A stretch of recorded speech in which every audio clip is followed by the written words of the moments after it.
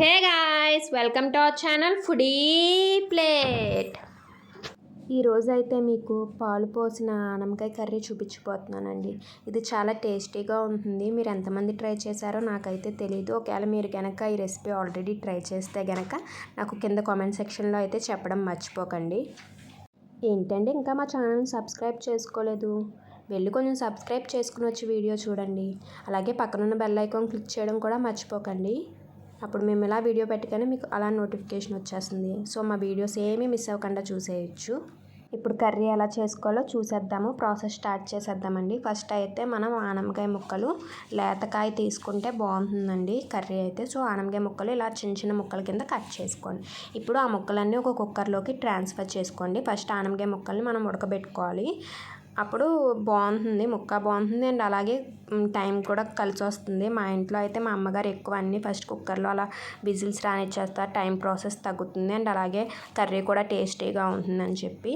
So ఇప్పుడు ఆ ముక్కల్లో ఇప్పుడు ఆనపకాయ ముక్కల్లోకి ఒక చిన్న గ్లాసుడు వాటర్ పోసుకోండి. ఎక్కువ పోసుకోకండి, ఎందుకంటే ఆల్రెడీ ఆనపకాయ ముక్కల్లోంచి వాటర్ వస్తుంది కాబట్టి. అలాగే కొంచెం పసుపు వేసుకుని లిడ్ క్లోజ్ చేసేసుకుని ఒక 3 విజిల్స్ వచ్చేదాకా ఉంచుకోండి.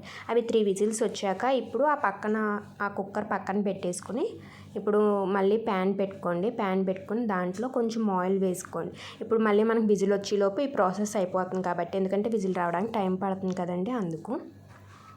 ఆయిల్ కొంచెం వేడెక్కాక దాంట్లో కొంచెం ఆవాలు అలాగే కొంచెం జీలకర్ర వేసుకుని అవి కొంచెం చిటపట్లాడాక దాంట్లోనే కరివేపాకు వేసుకోండి. అలాగే ఒక 10 వెల్లుల్లి రెబ్బలు వేసుకోండి. వెల్లుల్లిపాయలు వేసుకోవడం వల్ల టేస్ట్ బాగుంటుందండి అన్నం తింటున్నప్పుడు కర్రీ కలుపుకుని. అండ్ ఈ కర్రీకి మనం ఉల్లిపాయలు చిన్న చిన్న ముక్కల కింద కట్ చేసుకోవాలి. పచ్చిమిరపకాయలేమో చీరికల కింద కట్ చేసుకుంటే సరిపోతాయి. ఇప్పుడు ఇవన్నీ వేగిపోయాయి కదండి, దాంట్లోకి పచ్చిమిరపకాయ ముక్కలు అవి కొంచెం వేగాక ఇందాక కట్ చేసి పెట్టుకున్న ఉల్లిపాయ ముక్కలు కూడా వేసేసుకుని ఒకసారి బాగా మిక్స్ చేసుకోండి, పైకి కిందకి కలిసేటట్టు.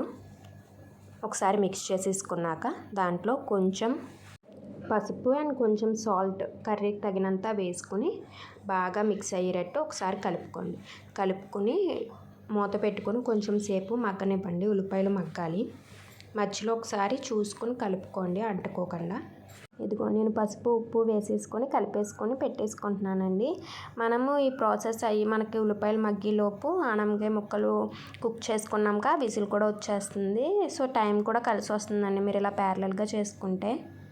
కొంచెం మంది అయితే ఇలా ఉల్లిపాయలు మనం మగ్గాక దాంట్లోనే ఆనపకాయ ముక్కలు మనం ఫస్ట్ కుకింగ్ చేసుకున్నాం కదండి, ఉడకబెట్టుకున్నాం కదా కుక్కర్లో వేసుకుని, అలా కాకుండా ఇక్కడ ఆనపకాయ ముక్కలు ఇప్పుడు మగ్గాక ఉల్లిపాయ ముక్కలు మగ్గాక వేసుకుంటారు.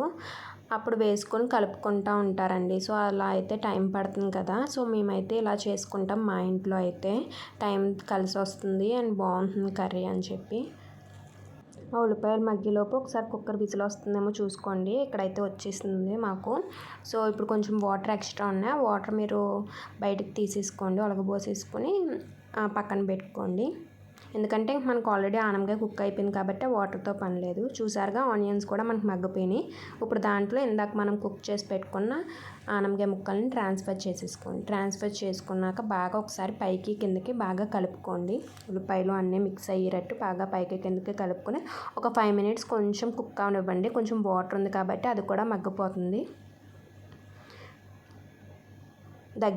కొంచెం దగ్గరికి వాటర్ అంతా మగ్గిపోయే వరకు కర్రీ ఉంచుకోండి. ఇదిగోండి మగ్గిపోయింది కదా, ఇలా వాటర్ అంతా ఎవాపరేట్ అయిపోయిందాక దాంట్లో ఇప్పుడు మనం మిల్క్ పోసుకోవాలండి.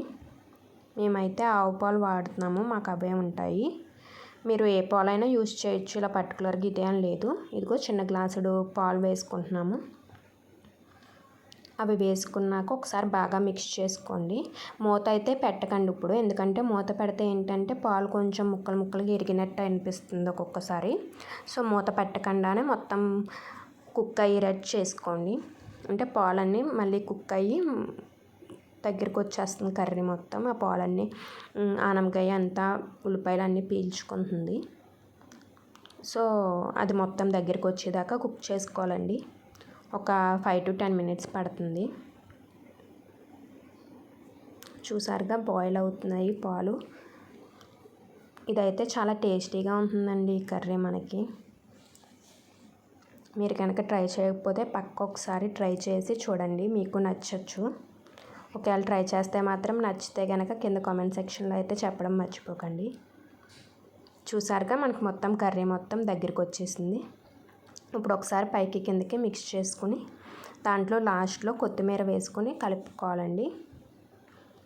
కొత్తిమీర వేసుకుని ఒకసారి పైకి కిందకి బాగా కలిపేసుకొని స్టవ్ ఆఫ్ చేసేసుకుంటే కర్రీ అయితే రెడీ అయిపోయినట్టేనండి. ఈ కర్రీ అయితే మనకి రైస్లోకే బాగుంటుందండి. అలాగే చపాతీ ఆర్ పుల్కాలోకి కూడా చాలా టేస్టీగా ఉంటుంది. మనకి కర్రీ అయితే రెడీ అయిపోయిందండి. ఇప్పుడైతే దీన్ని మనం సర్వింగ్ బౌల్లోకి సర్వ్ చేసేసుకుని తినేయటమేనండి. ఈ వీడియో కనుక మీకు నచ్చినట్లయితే లైక్ చేయండి. అలాగే మీ ఫ్రెండ్స్ అండ్ ఫ్యామిలీతో షేర్ చేసుకోండి. Thank you for watching. See you in the next video with a new recipe.